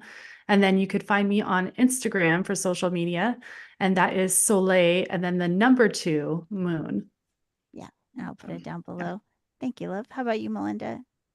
You can You have a find lot. my, yeah, I have a lot. I won't say it all, but speakeasyreiki.com is the pathway to my energetic offerings.